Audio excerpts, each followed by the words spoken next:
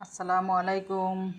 Giants moms kitchen থেকে আমি জায়ানের মা আবার একটি রান্নার ব্লগ নিয়ে আসলাম।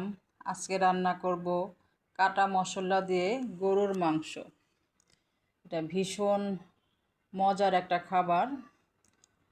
এটা রুটি, পরোটা, পোলাও, সাদা ভাত সব কিছুতে খেতেই অনেক মজা লাগে। এখানে মরিচের গুঁড়া ব্যবহার করব না, আমি শুকনা মরিচের বিচি ফেলে শুকনা মরিচটা টুকরো করে কেটে দেবো। এখানে কোনো হলুদও ব্যবহার করব না। আমি প্রথমে মাংসটাকে ভালো করে কেটে পরিষ্কার করে ধুয়ে নিয়েছি। এরপরে আমি এখানে পেঁয়াজ কুচি দেব। পেঁয়াজ কুচি দেওয়ার পরে আমি শুকনা মরিচ কেটে দিয়েছি। এখানে শুকনো বিচিগুলো ফেলে দিয়েছি আমি। তারপরে আদা, রসুন, জিরা বাটা দিয়েছি। স্বাদ অনুযায়ী লবণ দিয়েছি। দারচিনি দিয়েছি, তেজপাতা, এলাচি দিয়েছি এবং পরিমাণ মতো সয়াবিন তেল দিব।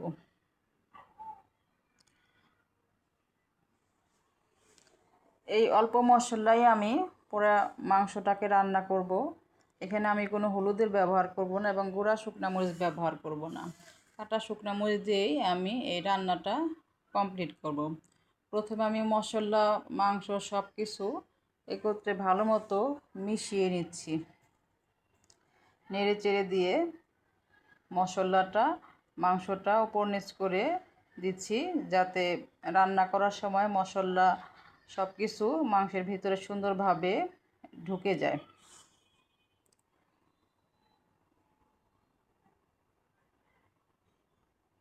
আমি এখানে এখন পানি দিব না, আমি এটা ঢাকনা দিয়ে ঢেকে রান্না করব।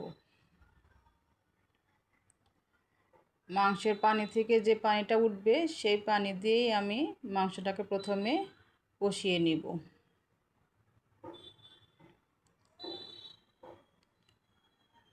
ঢাকনা খুলে আমি প্রথমে এটা ভালো করে নেড়ে দেব। আমি এখানে কোনো পানি দেইনি, মাংস থেকে অনেক পরিমাণে পানি উঠেছে। এই পানিটা আমি বারে বারে নেড়ে চেড়ে রান্না করে পানিটা শুকিয়ে নেব।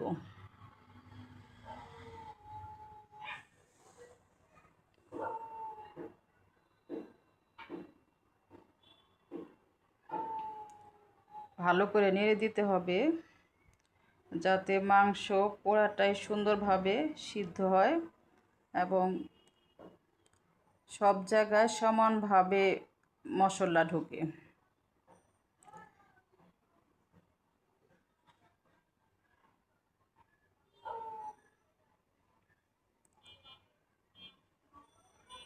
এখন আমি আবার এই মাংসটাকে ঢাকনা দিয়ে আবার ঢেকে তারপরে কিছুক্ষণ রান্না করে নেব।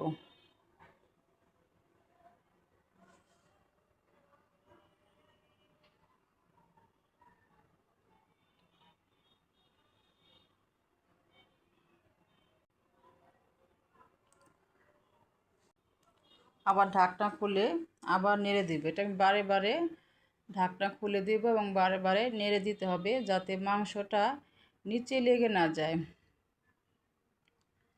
একটু পরে পরে মাংসটাকে নেড়ে দিতে হবে এবং মাংস থেকে যে পানিটা উঠেছে সেই পানিটাকে ভালোভাবে শুকিয়ে নিতে হবে।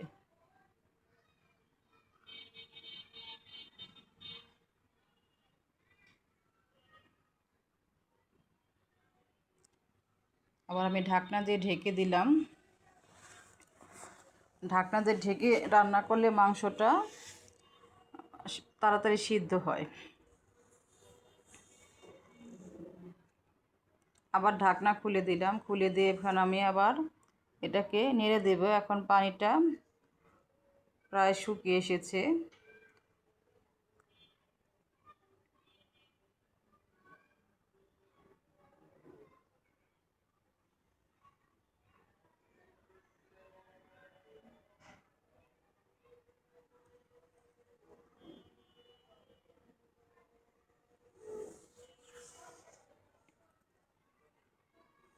আবার ঢাকনা দিয়ে ঢেকে দেব, ঢেকে রান্না করে নিতে হবে। এই পর্যায়ে আমি ঢাকনা খুলে আবার ভালো করে এটাকে নেড়ে দিব। এখন পানিটা শুকিয়ে গিয়েছে, মাংস থেকে তেল বের হয়ে এসেছে। পানিটা প্রথম অবস্থায় পুরোপুরি শুকিয়ে নিতে হবে।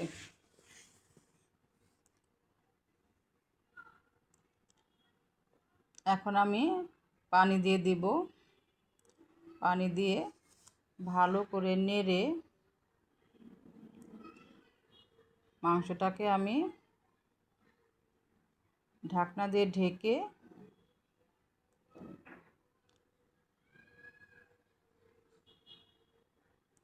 রান্না করে নিতে হবে। ঢাকনা দিয়ে ঢেকে দিলাম।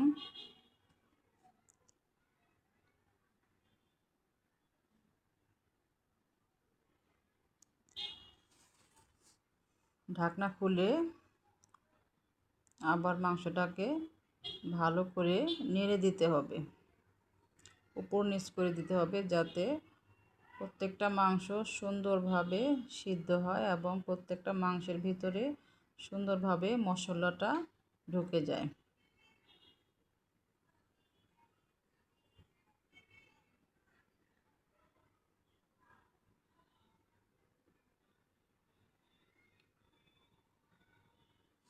আবার ঢাকনা দিয়ে ঢেকে দিলাম। এভাবে আমি কিছুক্ষণ পর পরে ঢাকনা দিয়ে ঢেকে দিচ্ছি, আবার নেড়ে দিচ্ছি। বারে বারে নেড়ে দিতে হবে, যাতে নিচে মাংসটা লেগে না যায়, পুড়ে না যায়।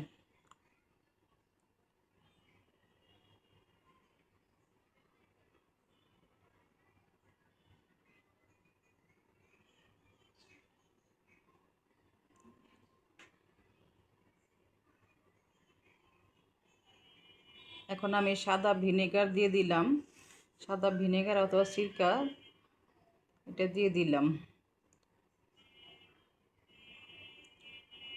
কাটা মশলায় ভিনেগার দিলে টেস্ট এবং স্মেল খুব সুন্দর আসে।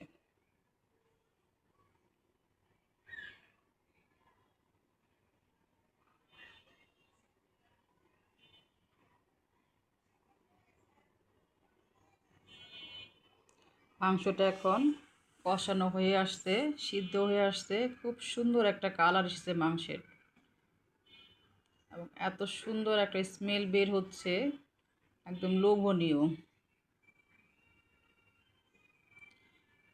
এটা ভাত, পরোটা, রুটি, পোলাও সব কিছু দিয়েই খাওয়া যায়। ভীষণ মজার একটা রেসিপি এটা। মাংসটা কষানো হয়ে গেলে একদম তেলের উপরে উঠে আসবে, পানিটা শুকিয়ে যাবে।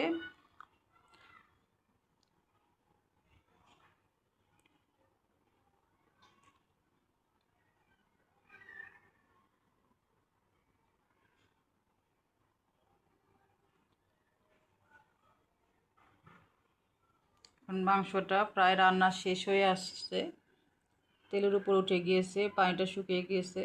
এখন আমি মাংসটাকে ঢেলে নেব। ভীষণ মজার একটা রেসিপি, আপনারা ট্রাই করবেন, খুব ভালো লাগবে।